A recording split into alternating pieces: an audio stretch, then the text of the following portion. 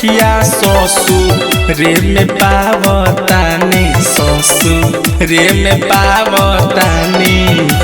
कि बारा निक मिलल बावे हम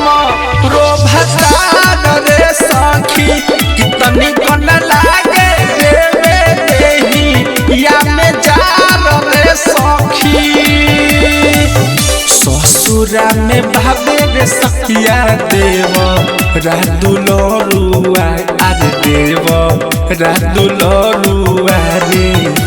कि बारा निक मिलल बावे हमर परिवार रे सखी कि तनिक न लागे देवे देही या में जार रे सखी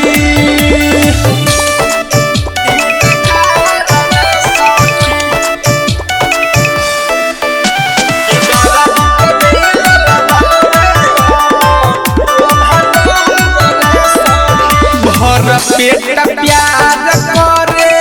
पियावा पतारा का सिनवा से साटक रखे नाही फारका भर पेट प्यार करे पियावा पतारा का सिनवा से साटक रखे नाही फारका बारनी को खोजले बारे बाबू जिद मधुआ अरे बाबू जिद मधुआ रे कि कबहु न करे कबनो बात इनकार रे सखी कि बारनी को मिलल बावे हम रोभतार रे सखी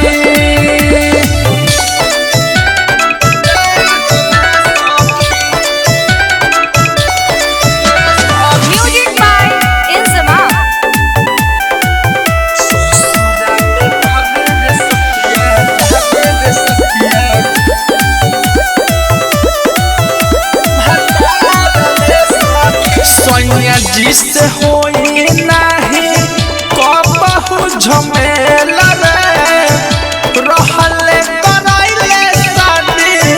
कुंदन पटेल रे सैया जिससे होई नाही कबहु झमेला रे रहले करैले शादी कुंदन पटेल रे शिखर शरारती सैया लागे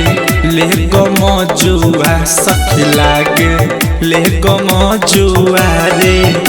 कि इनका के जाने पूरा गाँव वा जवान रे सखी कि बारा निक मिलल बावे हम रोभतार रे सखी। MS रिकॉर्डिंग स्टूडियो बधाई।